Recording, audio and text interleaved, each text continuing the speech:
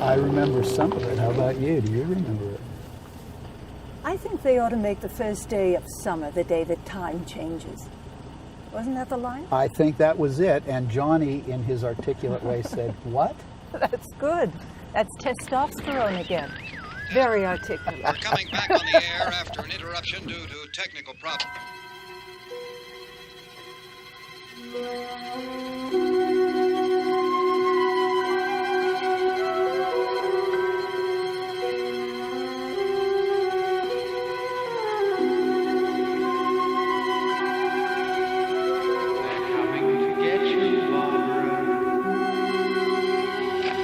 Nothing wrong with the radio. Must have been the station. Which row is it in?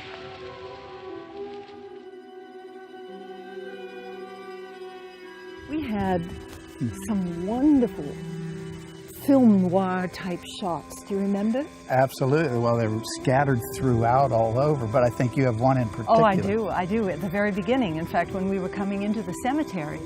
Remember the old cemetery sign shaped like a diamond? It had cemetery on it. It was riddled with bullet holes. It used to be just down over the hill, just behind that building down there in the main entrance, yeah. I was asked to audition for Night of the Living Dead by Carl Hardman.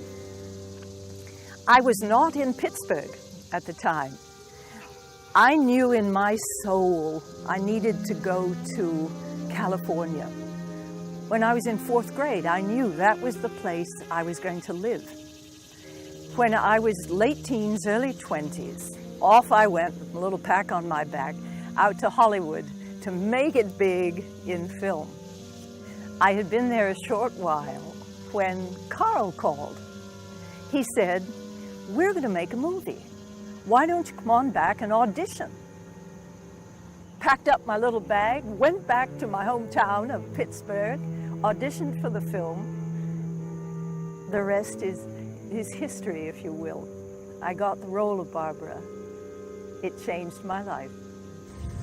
Well, it's, there actually was nothing wrong with the radio. It was the station. Yes. All the exposition that was set up, whether it was a shot of your glove or it was a shot of the radio and the static, it all added to the storyline, didn't it? Absolutely. All those little insert shots led up to, well, here we are back here 40 years later. And isn't this where you put the wreath? This was the wreath that we drove all the way from the city to put it out here. That's right. I wonder what happened to the one from last year. Each year we spend good money on these things. We come out here and the one from last year's gone. Well, the flowers die, and the caretaker or somebody takes them away. Shooting the film was broken up into segments. We shot all summer, then there was an hiatus. We came back in the fall. To be honest with you, I never got frustrated with that. It was really a part of the process. That's a part of filmmaking. Keep in mind, too, I was a young actress who really didn't have experience under her belt, many films to draw from. This was new, it was exciting, it's where I wanted to be. Anything that came my way, whether it was long hours, whether it was waiting 2 months to go back and readdress a scene that was already done, didn't bother me. I loved doing it. The whole process, though long and arduous, was exciting. It was fun. We were riding in the cemetery, Johnny and me. Johnny.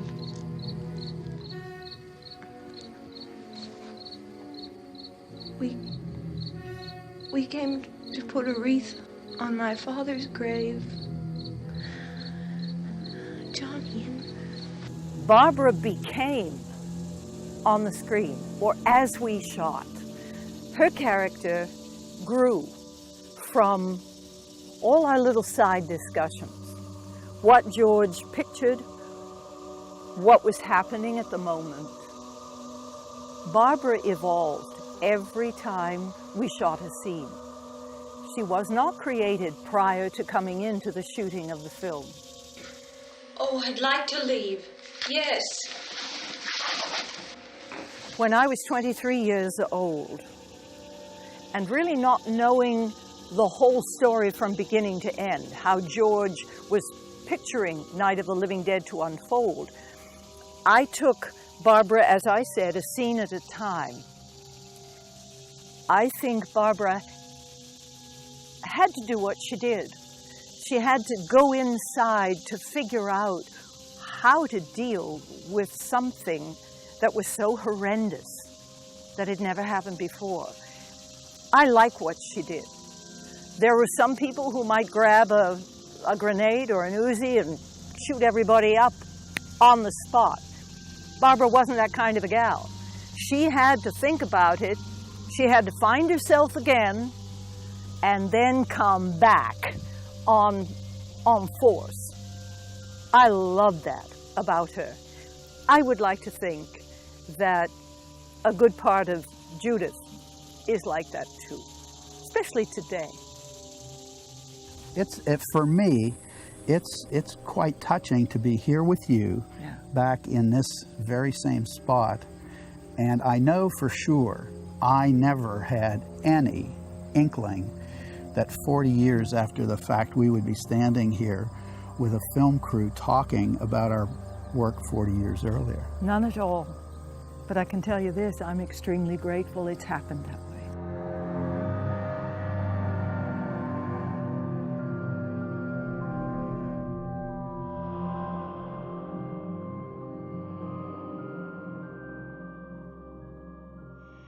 You still here, Bill? Yeah, Chief, we're going to stay with it till we meet up with the National Guard. Where'd you get the coffee? One of the volunteers, you're doing all the work, you take it. Thank you. I was doing chiller theater, and it was very popular in the tri-state area. Carl Hardman, a local producer with a recording studio, called me a couple of times and said, Bill, we'd like to do a horror film, Night of the Living Dead. We'd like to have you make a guest appearance. I said, I really don't have time, Carl. I appreciate it very much. And he said, Bill, we won't keep you long. We'll do it Sunday morning. You be there by, what time? I said, well, we'll go out for breakfast. I get off about 3 or 3:30 on the air. And I said, we'll go to the set. Well, we go up to Evans City, get there about 7 o'clock, and the sun's coming up. And I'm sitting around and sitting around and sitting around and sitting around. I didn't know the movies, how they worked. And about 4 o'clock in the afternoon, George came over, introduced himself, and also Russ Streiner, and they said, we're ready. Now, in the meantime, I've been up since Saturday. It's about 7 a.m., you know. It's a Sunday at 4 p.m. So we went over. I had a cameraman named Steve Hutsko from Channel 11. So we went through our scene and did it. And then we took some film of the background, and I presented it on Chiller Theater the following week. Not my bit, but I said, well, they're making a movie called Night of the Living Dead. So that's when I started to promote Night of the Living Dead, even before it came out, or before they were finished with it. All right, Steve, tell them we're going to stay with it, and everything appears to be under control. I'm glad that I'm considered part of the Night of the Living Dead group. Thanks for everything. And as one of my heroes, Bob Hope, used to say and sing, thanks for the memories. This is Bill Cardill, WIC TV 11 News.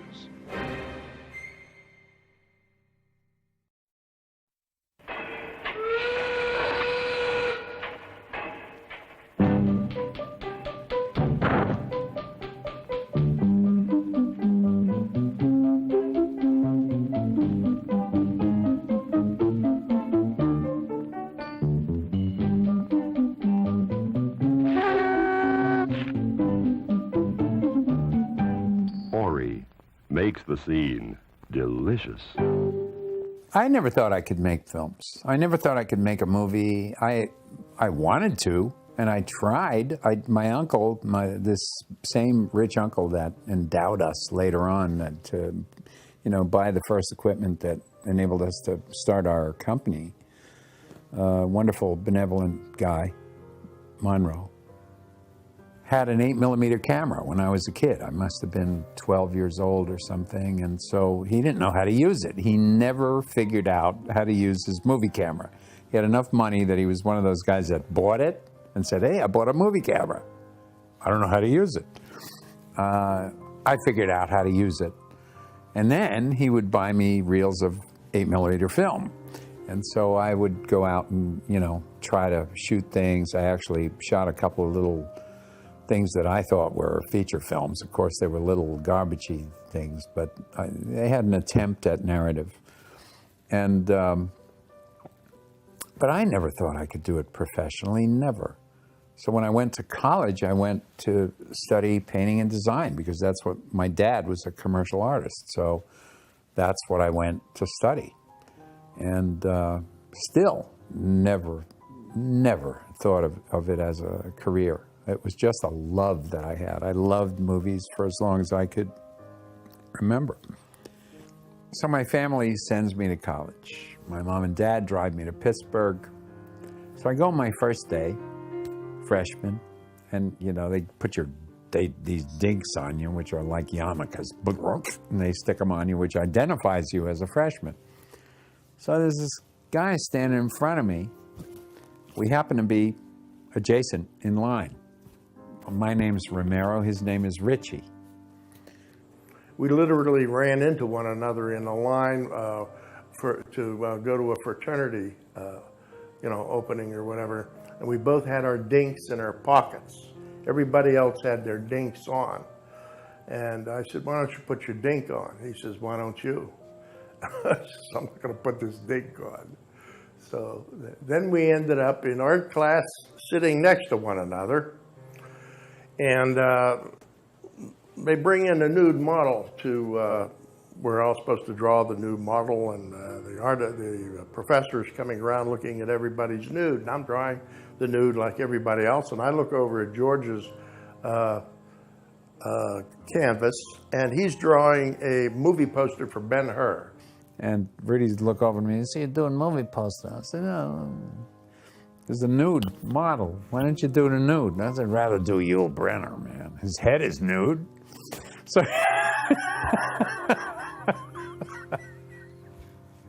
honest to Christ, it was like that. I mean, we just were both blowing it. I'm still blowing off education. You know, Rudy's got the same sort of irreverent attitude, and we just became great buddies. So that's how actually we started doing little scripts, and we had a radio show. We made tapes, and we did all kinds of voices, impersonations. Some of them were lousy, but we did them anyway. And we would pull pranks, do that in the cafeteria or on an elevator, and we got arrested because of it. And we were doing things like skipping class and abducting the art class to use as extras in movies. And I actually got to the point of wondering if this couldn't be life, you know, maybe this is real life. And in fact, it was. We call those the happy days years, where it was 1957, 58, 59 to 60. And we were having a good time. I was running around at night and come back, and George and I were writing little scripts and movies and shooting movies. And go ahead, ask another question.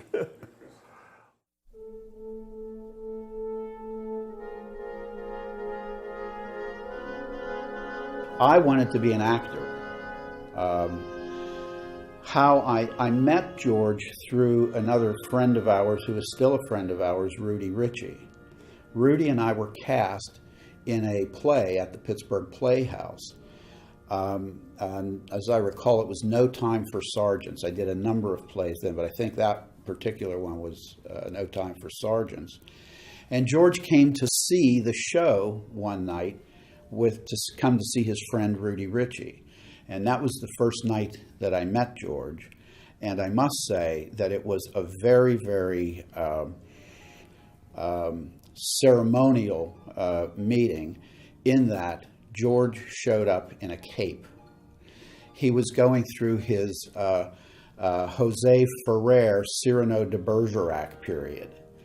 And he actually showed up in a cape and spouting lines from Cyrano. So he begins going, "This nose, you see this nose upon my face?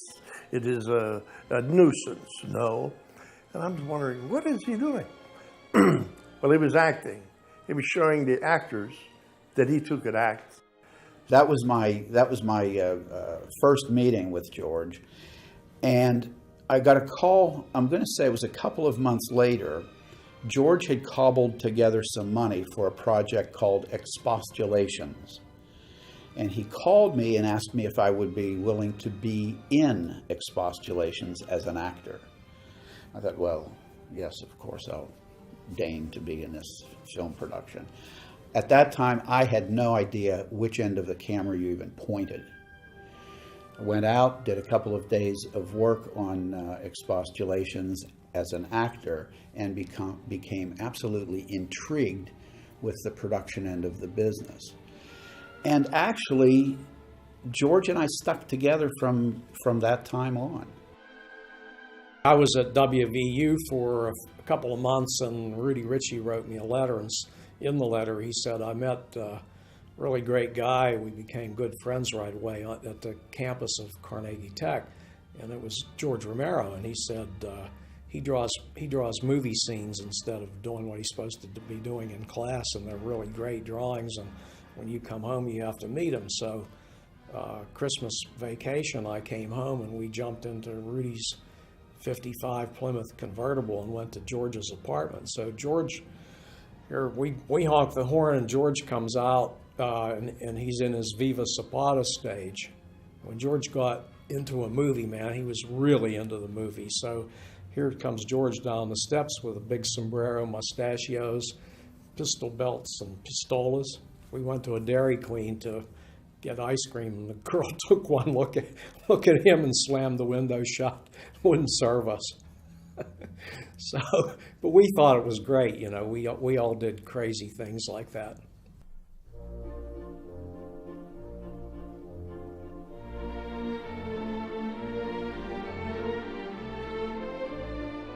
George and I formed the Latent Image. I think it was actually incorporated in 1961. Basically, he knew and I knew that we wanted to do something in the production business, but we had essentially no experience. It was on-the-job training, if you will, in some ways. Of all of our whole group, George had more technical experience than any of us. Even though it wasn't a lot, he had a lot more than we did. In those days, there was no such thing as videotape. But cities the size of Pittsburgh had film laboratories that processed and developed and printed film, movie film. The news was on film. And so I sort of traded. I always say it was my first job. It wasn't really a job because I wasn't being paid for it. But I would go and hang out at these labs, and in exchange for having access and for hanging out there, I said, well, I'll bring the newsreels over to the TV stations. And, you know, that's what I did. And so I had this little bit of knowledge, or actually it was a fair amount of knowledge compared to what most people knew about how to do it. So I sort of knew how to do it. I sort of knew how to make a movie. And I was the only guy from among our friends who had that sort of practical knowledge, because in those days, a film appreciation course was all you could take, which meant you watched Battleship Potemkin and talked about it. So it was, all of myself and my friends, we were all sort of self-taught. When you hit a dry spell, what's the natural way to wet it down? Honey, how about a beer? With a tall, cold Duke. Everything we did, everything that came to be, we learned by doing it. We were sort of this weird little, must have been to Pittsburghers. I mean, we called the latent image. Nobody even knew what that was, you know, which the latent image is the image that goes on to film before it's developed. You have to understand, the latent image was less a studio than it was a state of mind. We were all young and very crazy, and a lot of crazy things would go on there. George came up with this idea, well, if we took a piece of string and we took it out the front window and up over the roof and in the back window and tied it together, we could, in fact, have a game. And the idea was we'd ring a bell, and then you had a stopwatch, and you'd pull this rag until the rope came all the way down, and it'd say, you know, 36 seconds. What's the record? You know, and they were doing that. We were doing that instead of editing the Calgon commercial for hours. Engines reversed full, Captain. We're stuck. We've got to find out what's on those fibers. Pittsburgh had about 20 film production companies at the time. Pittsburgh was the third leading corporate headquarters city in America. I don't know where we are now. We're still up there someplace. If you looked in the yellow pages, there were 20 companies, all the way from one-man operations up to larger companies like Modart, which was sort of on top then. But Modart was this stodgy kind of company, old-fashioned. We were like the young guns, bohemians, you know. And people wanted a creative job on very little money. They came to us, always with promises that when we really get some money to work with, we're coming back, you're going to make some money next time, and next time, and next time. But when they got the money, they'd run away to New York or Hollywood so they could brag about being there, you know. We were always pissed off because the clients, we would finally get a contract with an advertising agency to do a commercial for Iron City Beer. But whenever they wanted to do sort of the big commercial, you know, the big annual commercial, the Christmas commercial, the Super Bowl commercial. Super Bowl commercials weren't that big then, but, you know, the big commercial, they never did it locally. They would always go immediately to New York or LA. And so, you know, we were always pissed off about that, because here's this client that we know well, a friend, and bada boom, and, you know, we never got the big jobs. We did, however, we did very well. We made enough money. We sacrificed. I mean, we weren't getting rich in any way, but you know, we were making enough money to survive, and we were making movies. They weren't really movies, and we knew that, but they were movies. So basically, over the years, we accumulated some equipment. We got some stability. We had enough money to survive, to eat, pay the light bills and all that. And we said, why don't we try to make a real movie? And that was the idea.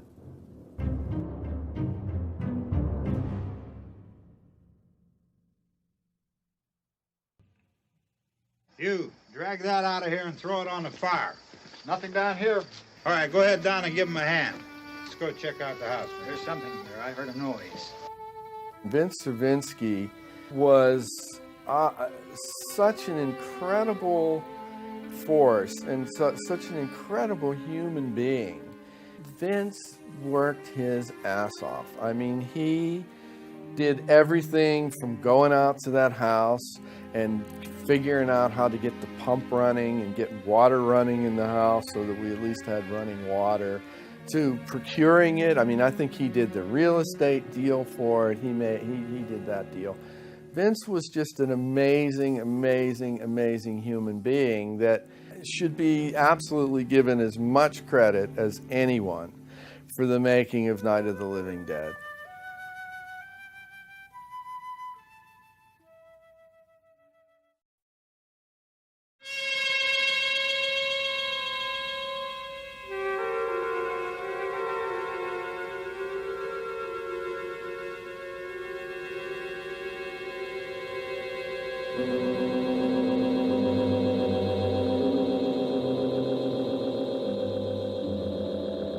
George and I were basically at that time the two writers, and we each had an office with an editing room in it and a typewriter. So George would be in one room trying to come up with ideas, and I'd be in the other room, and then we'd talk about the stuff and, you know, try to figure out what we were going to do.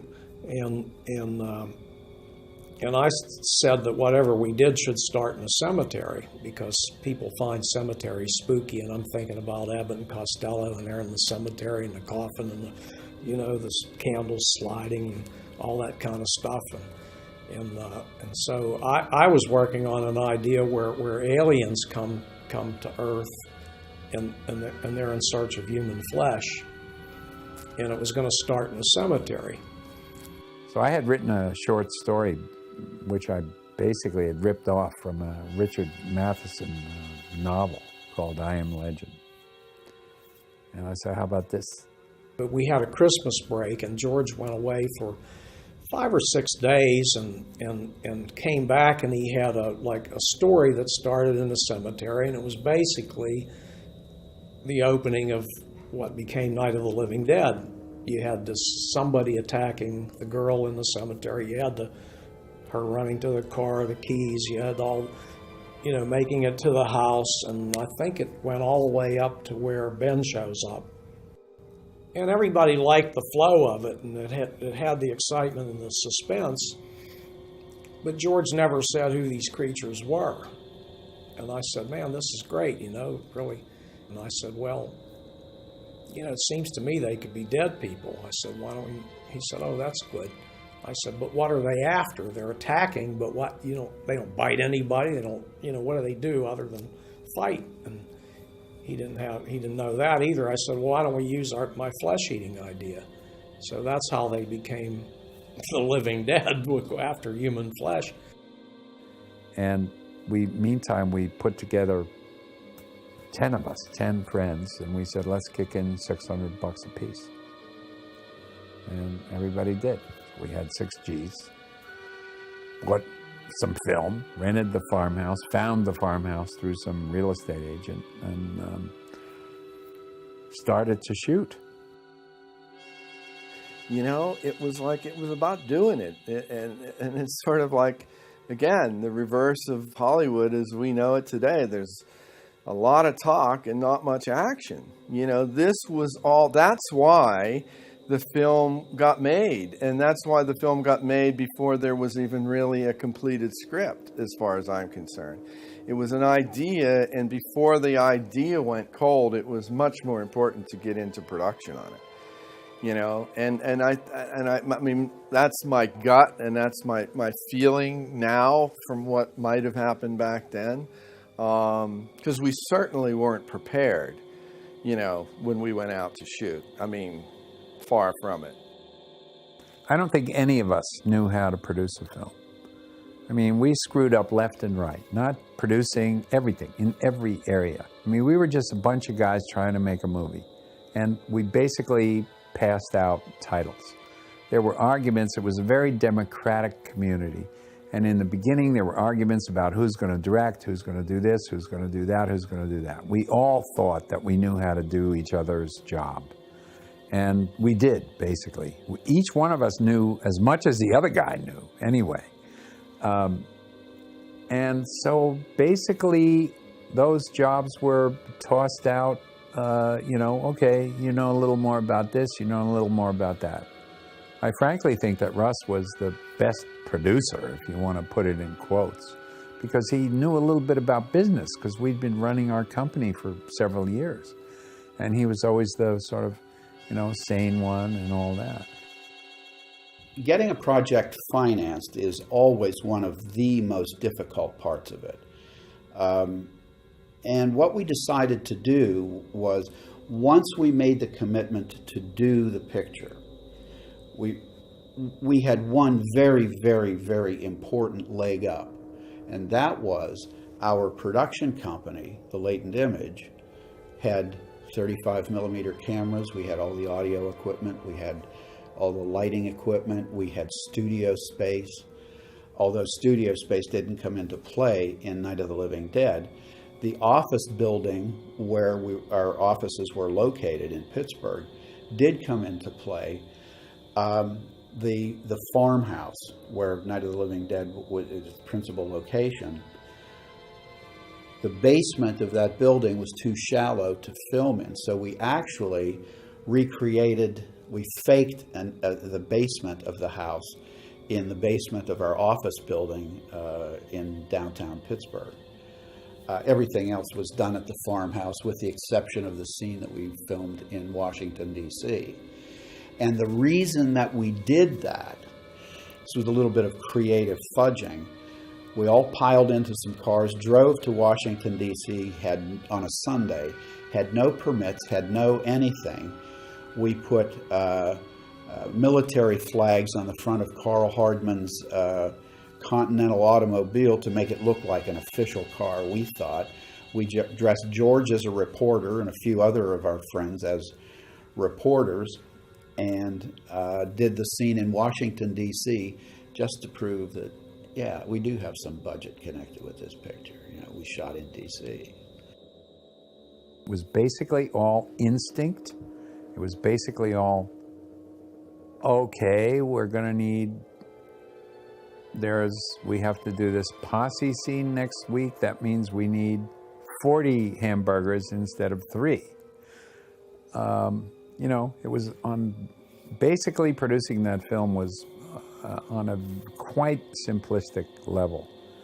I'm not degrading what those guys did in that way, but it was quite, you know, we were just a bunch of guys out to make a movie. And if Vince couldn't, you know, run to get the burgers, somebody else would do it. And, you know, it was like that. It was basically, what does it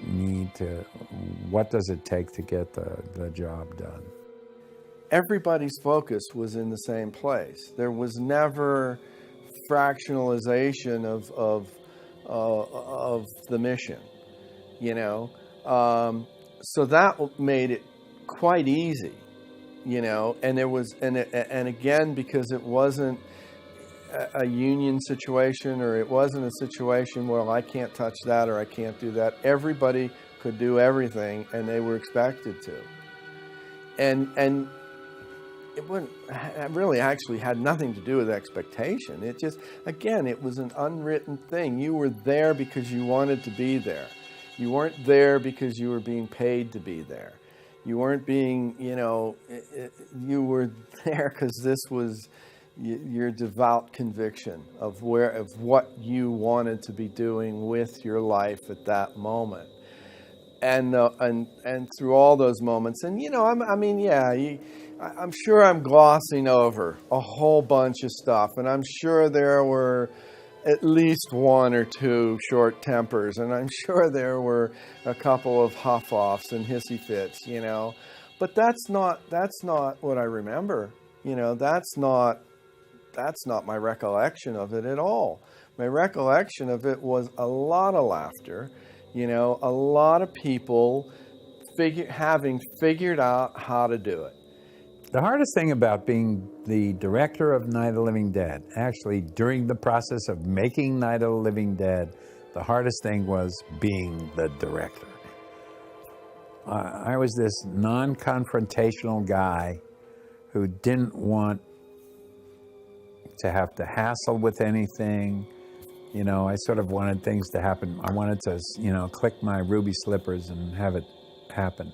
The hardest thing was having to sort of grow up and actually say things. Actually having to say, no, put the music box here, not there. I mean, that was the hardest thing. And probably nobody ever even noticed that. I mean, this is really digging deep here. But that was the hardest thing for me, making decisions.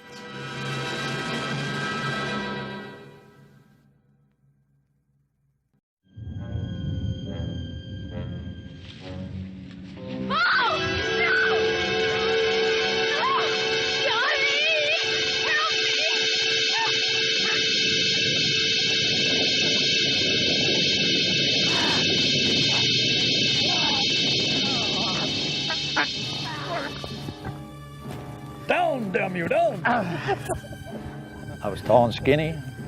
I was an investor. I was working on the film, and I was available. And I had an old suit. So George says, "You really look good as a zombie. You want to do that opening scene?" Okay. So I did.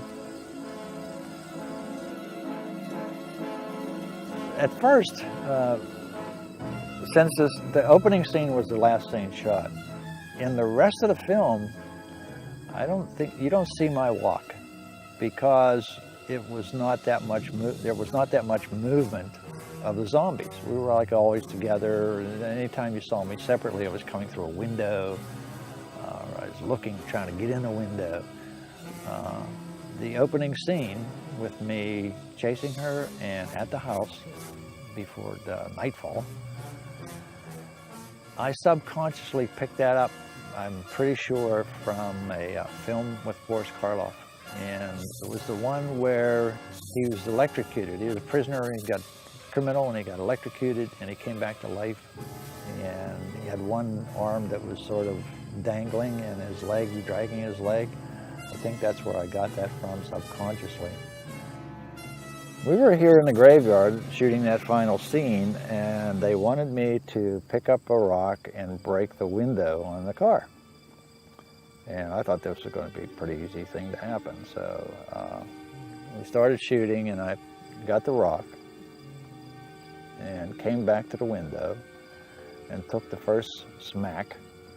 And to my astonishment, it bounced off. So I took the second smack. And once again, to my astonishment, it bounced off. So on the third smack, I really slammed it.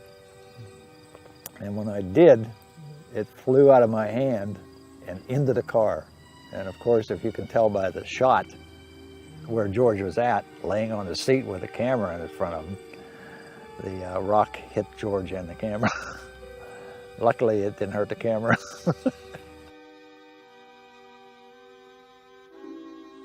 Well, guys, it's been 40 years of Night of the Living Dead, and I hope all of you are as proud as I am that we produced a film that will go down in history, and will put our names in history, in the history books.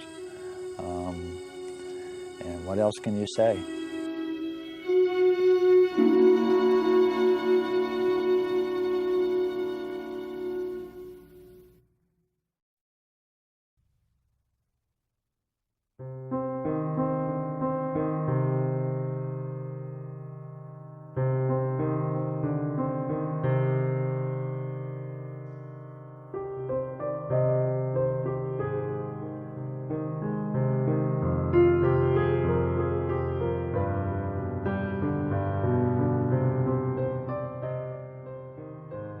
We were a production company. We made commercials, industrial films, and we knew all of the people of Image 10 who did the same thing. They made industrial films, video commercials, and we all decided that we should probably make a movie. So we met, and there were 10 of us. So we called ourselves Image 10. We sat down in our conference room and said, well, now what do we do?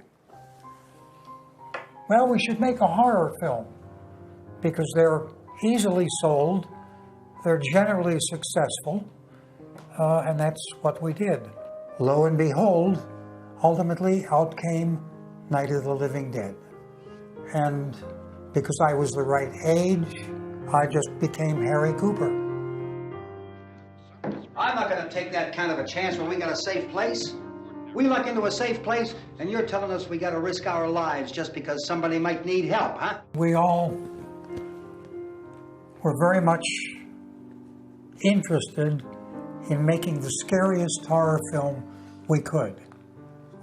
We all knew what everyone's talent was, what their specialty was, what our specialty was. There were no assigned roles in the production work. You know, everybody carried water. Right. Because there was no running water to flush the toilet. Everybody ran down to the grocery store to buy bologna to make sandwiches for all of us. And yeah, and everybody took care of the camera gear and carried did lights everything. And yeah.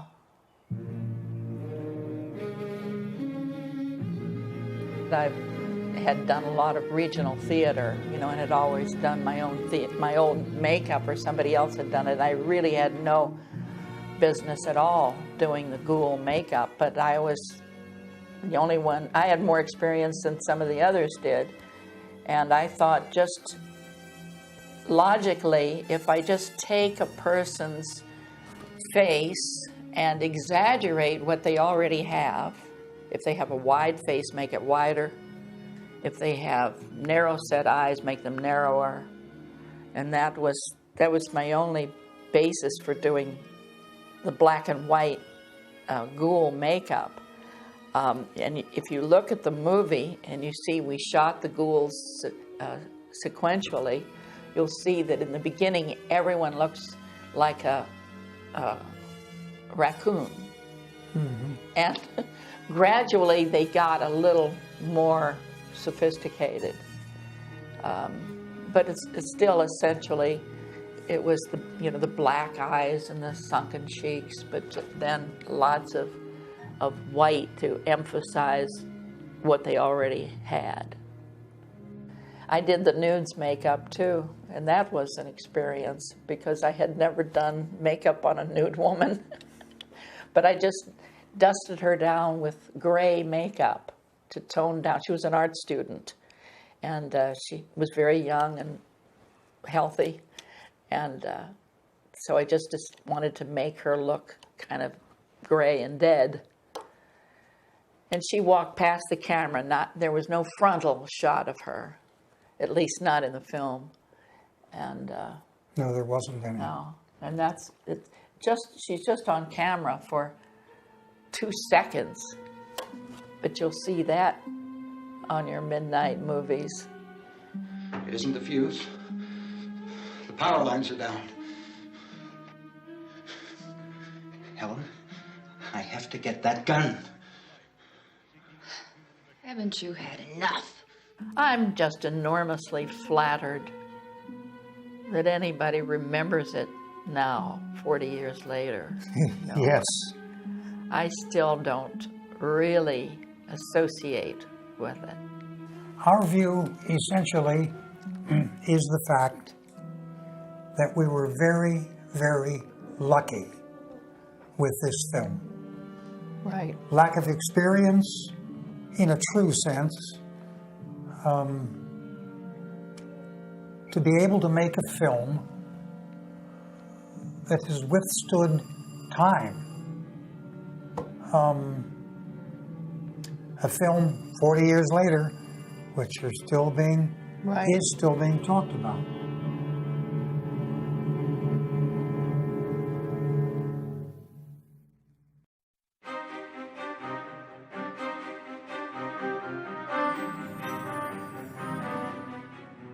One morning in 1967, I woke up, my mother woke me up, and she said, "Honey, you're gonna flip."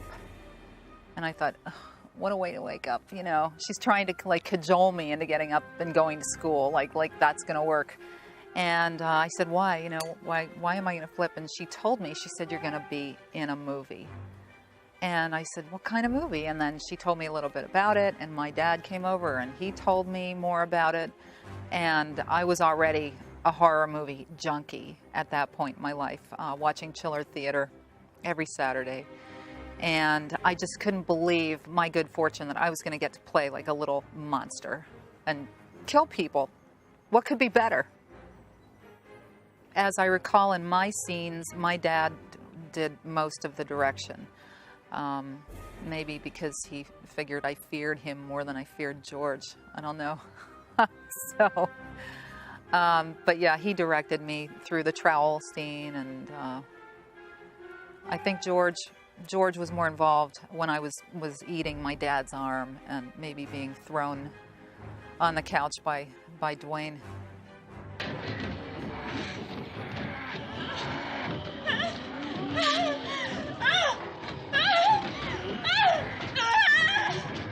Shooting the scene wasn't nearly as dramatic as watching it. Marilyn was not even in the same room with me at the time. I was I was stabbing into a pillow with the trowel, and my dad just said, just stab into the pillow. The pillow was in the corner on the floor, and so I started stabbing, and there was no sound. You know, they put in the sound later, and I said, "Well, how many times do you want me to stab this?" I hadn't really been given very clear direction. "I'll just keep going." Okay, so I just kept stabbing this pillow, and it was really interesting seeing the finished film to see what it turned into, because you know, I had no idea. And then someone was behind me throwing either black paint or chocolate syrup against the wall to make it look like the blood was splattering. It was great. It was really fun. I teach in a middle school, and so my students are 6th and 7th grade, and my girls actually are more interested in the film than the boys are. And I think the boys are more interested in like the really sort of the torture porn films at this point than something that's a classic and more suspenseful. But the girls, the last couple of years, have just been zombie crazy. And it's good to see that girls are becoming more interested in horror, in classic horror particularly.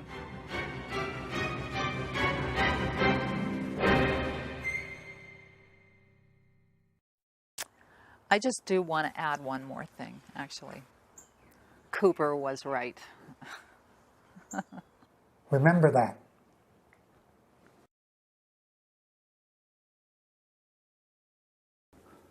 This is my little firecracker. Let's go see what it does.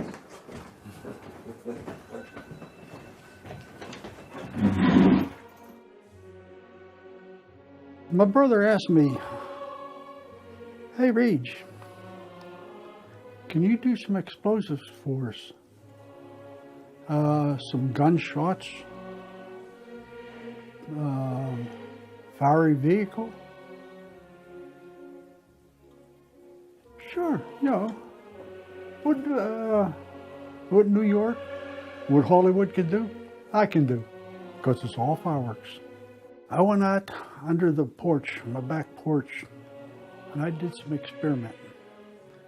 They blew the hole in the shirt like a bullet hole, and it splattered the blood, and let the blood drip down the shirt. This is exactly what I want, and this is exactly what George is looking for. Throughout the movie, George remarked to me, You know, when you make a charge, it gets off the first time. The first time, every time. I never had to take a second shot from you.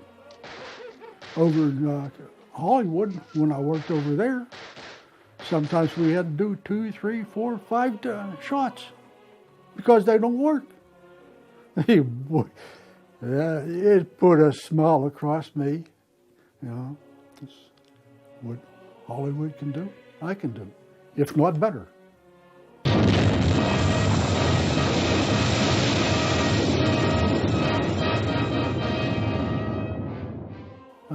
When it come to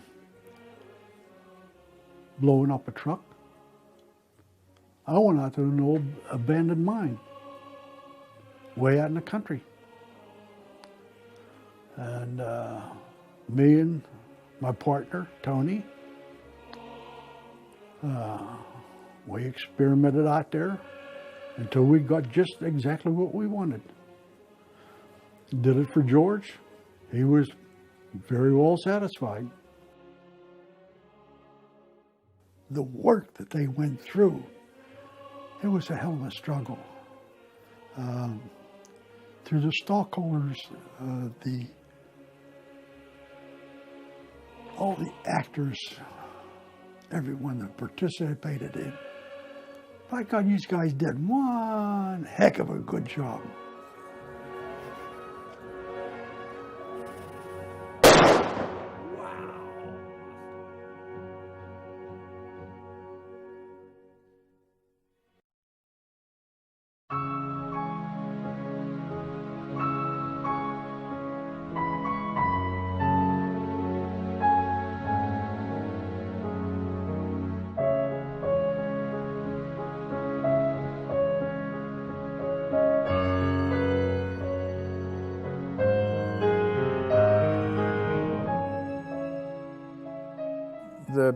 The lead role of Ben was written colorless.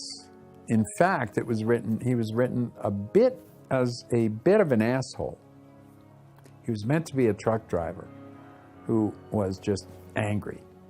Our friend Rudy Ritchie was originally supposed to play the character of Ben. He was close by, he was accessible, he was all the things that our low-budget film needed.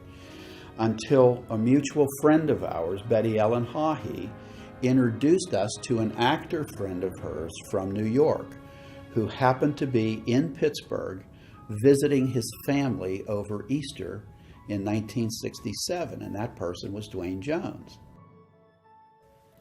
Duane turned out to be the best actor from among our friends, and so we said, okay, Duane, you got it. And we thought we were being very hip in not changing the script because he was a black man. We thought, cool, man, we ain't gonna change nothing. We're not gonna do a thing, let's just play it the way it was and leave it, let it lay. You know, this is this 60s thing coming through. Duane was the only guy who said, I think you're missing a bet here. I mean, Duane actually thought we should take note of it. And in later years, and now particularly, I think we probably should have. Not to make it a big point, but to refer to it at least. Because the anger of this guy, I mean, to put it in very simplistic terms, I think that a person in a minority, any minority, sees a lot of things way more clearly than people in the majority. Most things. But anger gets in the way. And we had written this guy as angry for no reason at all. But if you track the logic of the story, is that rage that comes up, automatic rage that comes out, that would have been an interesting overlay. I'm saying again, not hit it hard, but that would have been an interesting overlay on it. And Duane knew this. He was the only guy that knew it. And we're going, no, man, I mean, you know, this is like, we want this to be completely, you know, forget about it. The best way to do this is not comment on it at all. And Duane said, yeah, but you're asking me to slug a white woman. You know what's going to happen to me out on the street if this movie gets in the theater? He was completely sensitive to it all. And we weren't. We're white guys, thinking we're being cool, but yet being insensitive to the the real root of the problem. I looked back at the diner to see if there was anyone there who could help me. It was when I noticed that the entire place had been encircled. Duane Jones, I adored him. I really, really, truly did. And my website is actually dedicated to him. Duane was quiet, and I felt safe with him. I didn't feel like, he was just a goofy actor, that there was more substance to him, and I felt very, very comfortable with him. He was an erudite man who taught at Vassar, and a good actor, very good actor. I could use some help up here. That's the cellar. It's the safest place. You mean you didn't hear the racket we were making up here? He was very sensitive, very intelligent, very widely read. Between takes, you'd find Duane buried in a book. No superficial stuff, deep philosophy or psychology or, James Joyce, whatever. That was Duane. If you're stupid enough to go die in that trap, that's your business. However, I am not stupid enough to follow you. There's so much to say about Duane that it's hard to bring it down to a couple of lines. He was a tortured individual. There was a whole lot of the black-white problem that he carried on his shoulders. Well, I wish Duane was still alive, because he would be the guy that I would most want to talk to about, how do you feel about this, that this is happening, or that this film has become important in a certain sense. And I don't know, I think Duane would probably shrug and say, que va, hunu. I think he would have chuckled. I think he would have laughed with us all. He was a fine human being.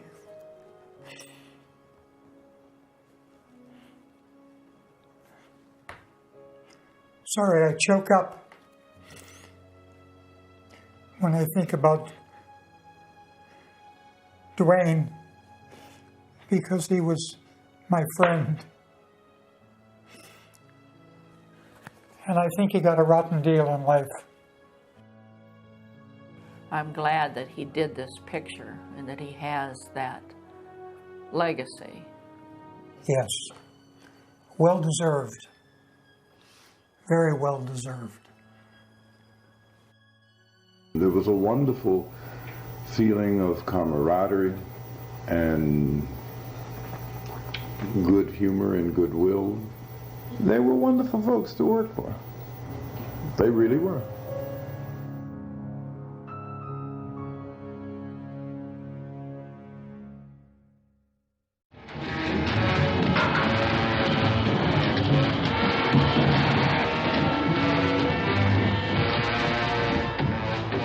I lived here all my life.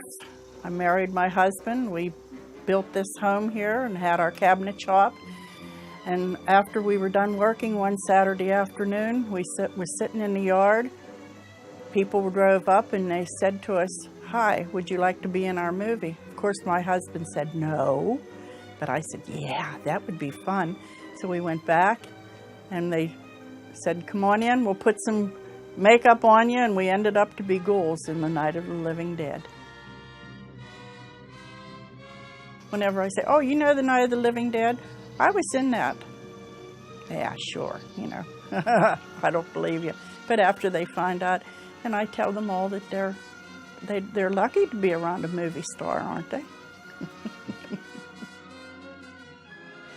Well, I can hardly believe that it's been 40 years has gone by already, but I'm sure that there's a lot of people that realize that it's been 40 years, but you wouldn't believe how many people stop here at my house and ask me where this movie was made. And I tell them, that I was in it and everything, and we have lots of fun about it.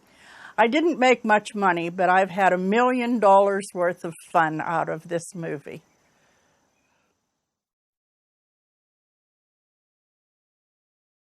Welcome to a night of total terror.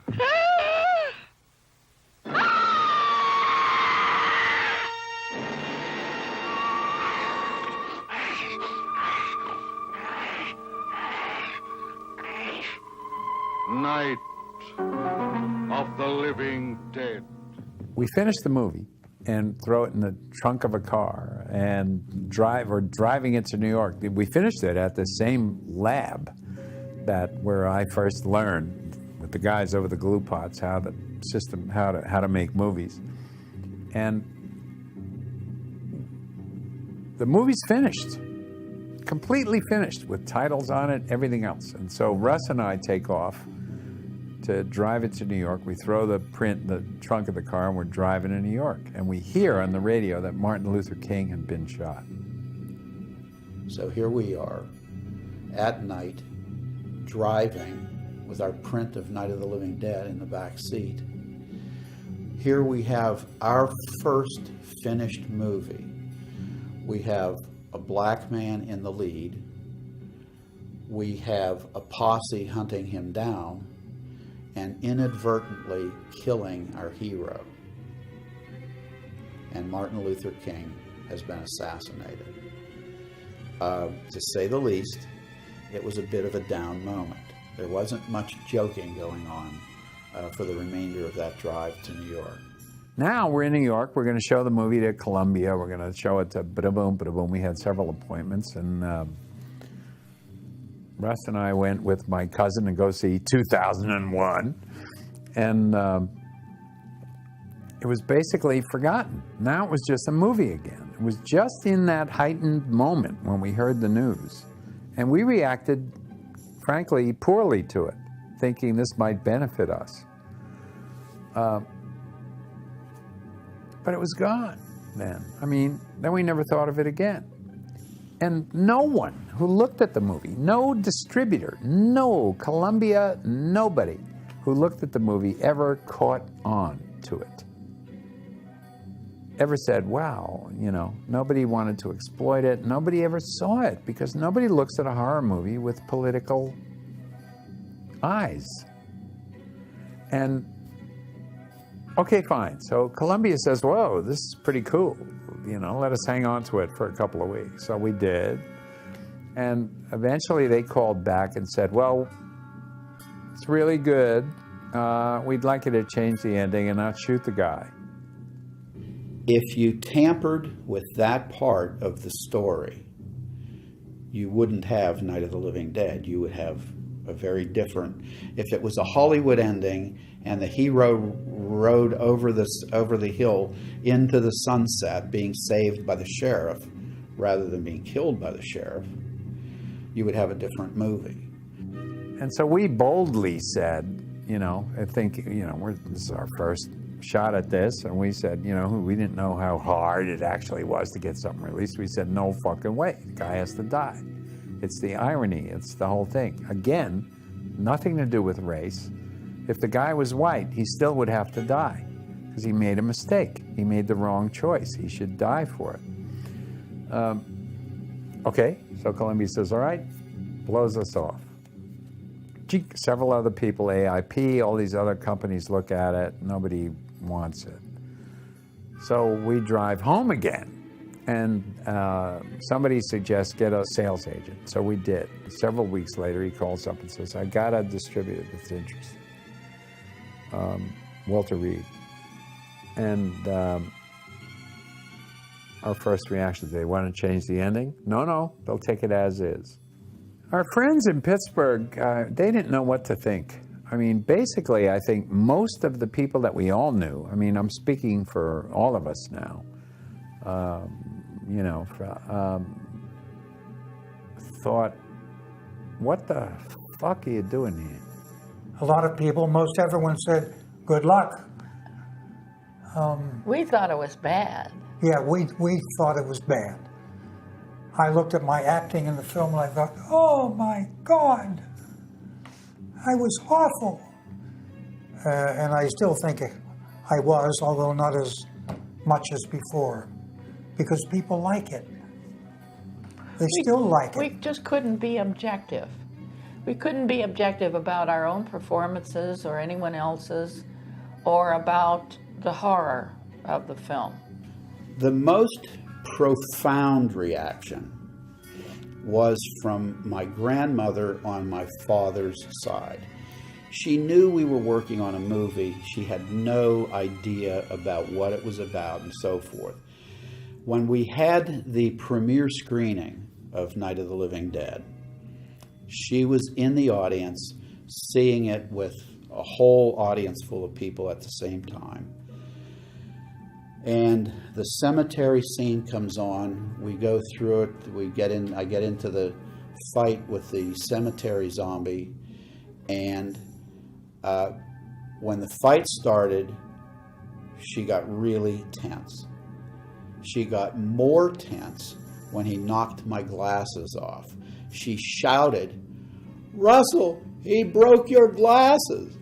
And then when I hit my head on the tombstone, I think that was about it for her. I don't know if she could even tell you one thing that happened in that movie after that, after her Russell got his head hit on the tombstone. And it was so real and so genuine, she just couldn't help herself. Here's her grandson, her first grandson. Oh my God! Now his glasses are broken and he's dead within 2 minutes. It doesn't compute for a grandmother.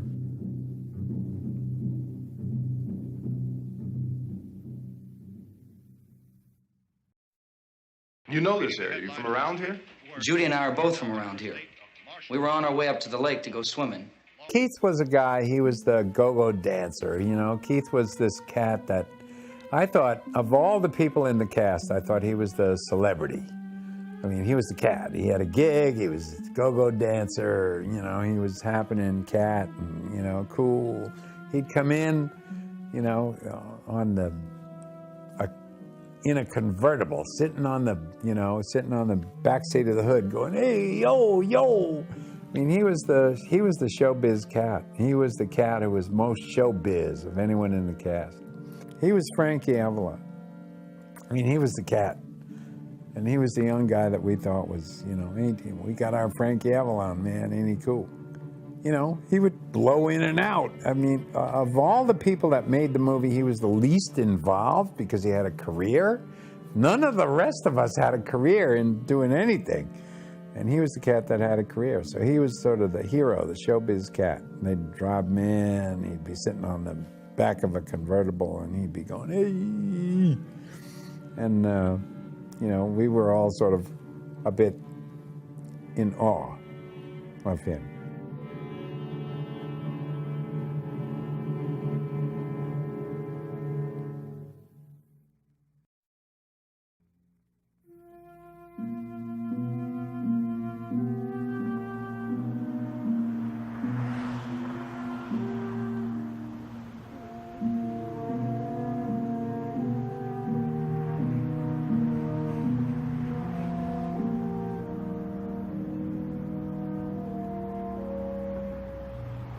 Well, I got to tell you that I have not been in this building, which is right around the corner here.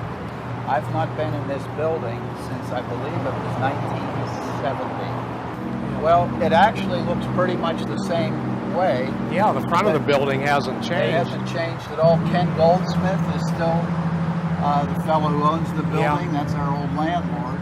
Why don't we go in and reintroduce ourselves? Let's check it out. You know, it's a funny thing. You buy a cat and you're trying to figure out what to call it.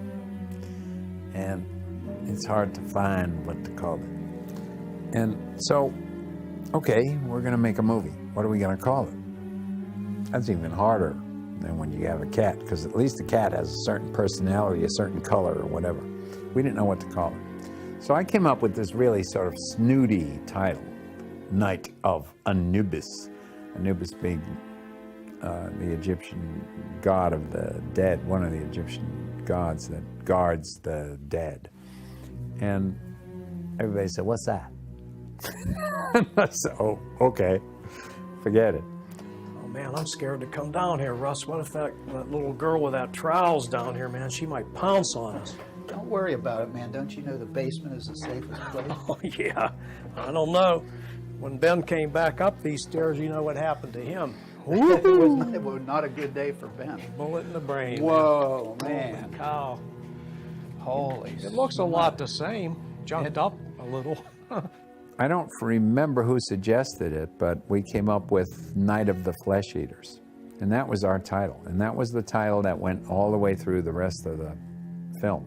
What happened was there was a film that had been released within recent years, which was called The Flesh Eaters. And so when we got a distributor, Walter Reed, they said, "Wait a minute, this is, we can't do this because there was this movie, The Flesh Eaters, so we can't use The Flesh Eaters. So we need another title." So they came up with the title, Night of the Living Dead, which was not our title, it was Walter Reed's.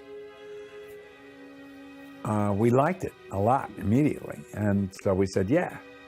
But when they took it off, we were, again, these amateur filmmakers, we had put our little copyright notice, the C with the circle around it, on the title, on Night of the Flesh Eaters, C with the copyright.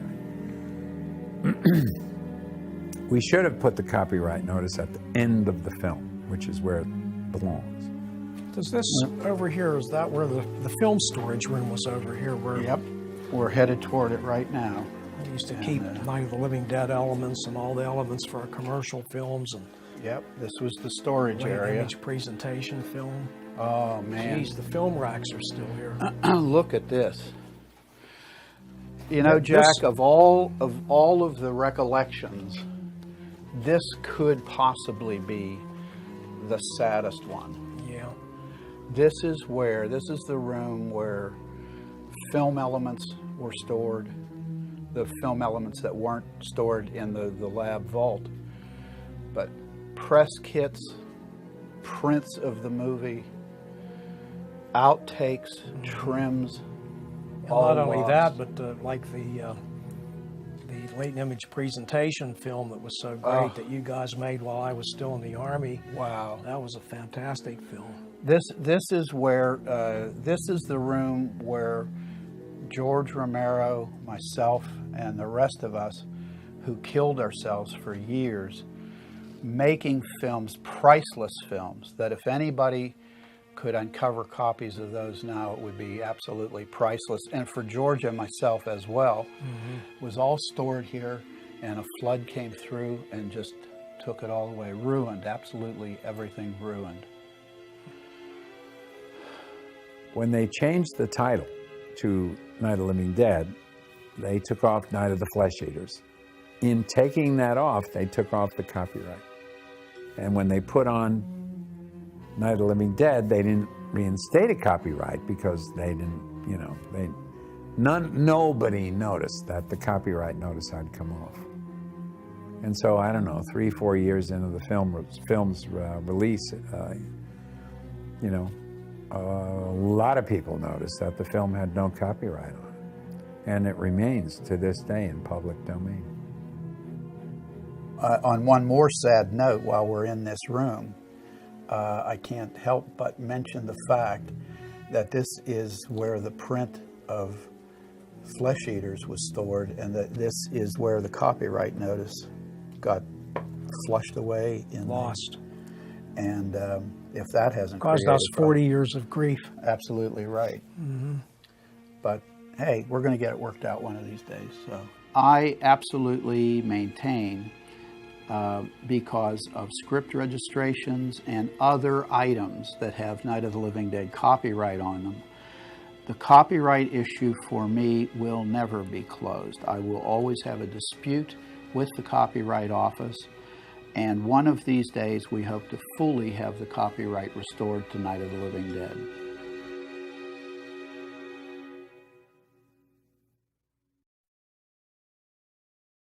Chief, if I were surrounded by 6 or 8 of these things, would I stand a chance with them? Well, there's no problem. If you had a gun, shoot him in the head. That's a sure way to kill him. If you don't, get yourself a club or a torch. Beat him or burn him. They go up pretty easy. When we started 40 years ago, the posse members came from 3 different directions. We crossed this bridge for the police force and for some of the on-foot members. And on the other side of the bridge, there's a road off to the left where the canine units came in. We're going to see that in a few minutes. And then from the other side, a busload of more posse members. And Bill Cardill and Dennis James, I believe it was, landed a helicopter nearby, came over and started interviewing me. Are they slow-moving, Chief? Yeah, they're dead. They're all messed up. And I believe that's the actual house that was there. I believe that's the actual house that was there when we started, when the trucks were here and the dogs were getting out and everything. That's the actual house. Hey, Vince, Al, you want to get about 4 or 5 men and a couple dogs? There's a house over here behind those trees. We want to go check it out. And this is 40 years later. I'm amazed at the impact we must have had on society. I believe we stood the test of time, and we influenced a few things in the motion picture business. Somebody had a cookout here, Vince. Yeah, sure looks like it, Cal. And just like this weapon, this is an excellent piece, and it's timeless, and it's an excellent way to end things. All right, Vince, hit him in the head, right between the eyes. Good shot. Okay, he's dead. Let's go get him. That's another one for the fire.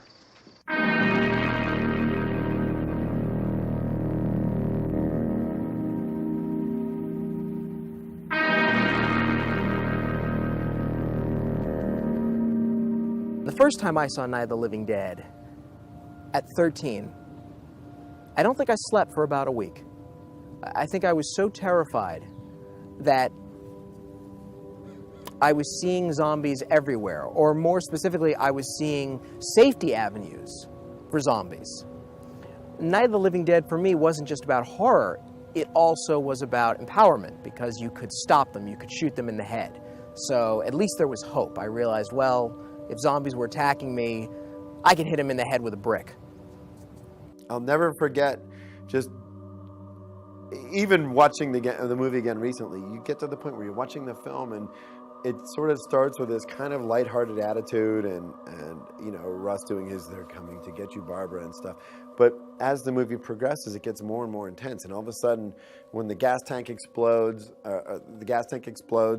and the zombies start eating the remains in the truck, it goes from sort of a kind of a safe, not really threatening horror movie to a movie that's taking you somewhere you've never been before. As long as there's people out there who have a way to watch movies, as long as there's any chance of any culture to be had by going into a theater with, you know, sitting with strangers or even in the comfort of your own home, if there's a single way to watch a movie, Night of the Living Dead will be there. It's a classic. It always will be a classic, and it's probably going to be part of our history as a culture, as a society, and of course from a filmmaking standpoint. I think that the low budget of it really lent to the whole quality of it, because, you know, up to then, you know, most of the, you know, feature films that you see are horror are, you know, relatively high budget, high values, and this was kind of a departure from that, and that it was almost that kind of cinema verite, almost like we're following it as it's happening. That kind of, you know, what War of the Worlds tried to do on the radio. You know, it's this, you know, documentary kind of thing, and it kind of almost, it felt like it was mirroring that kind of thing, only in cinema. I remember hearing about it. I went down to New York City. I met some friends. We went to the Coronet Theater, maybe. It was a midnight showing. I was slightly stoned, and it couldn't have been a more perfect time to see that movie. I had anticipation. I was in the right frame of mind, so to speak. I was with my friends. It was a midnight showing, and I was completely open to the experience. I completely absorbed the experience, and it really blew my mind. It was fantastic. I just loved it. It was a life-changing experience. To all my little zombies out there, I'm so proud of you. Every time a part falls off your face and lands in the dirt, I'm there with you. All right? And George, just keep making them. You make them, I'll watch them. I'll be in one. Call me. I'll be in Rock of the Dead, or wherever, however you want to do it. 40th anniversary. Way to go. I think probably Night of the Living Dead is the scariest of all the films I've ever made, because partly what we were trying to do was scare you. Since then, I haven't tried to scare, and I don't think any of my other films are scary. I laugh at them. Again, I grew up on the EC comic books where I laughed and giggled at the gore, and expected things to turn bad and be terrible. And so it's very hard for me to even perceive what is going to scare people. A question that people sometimes ask me, well, did you know when you were working on this picture that it was going to become a classic, that so many years after the fact that people would still be looking at it, talking about it, wanting to ask questions about it? The answer to that question is absolutely not. What we did was to tell the best story that we were capable of telling on film. The fans made it a classic. We made a good film. The fans made it a classic.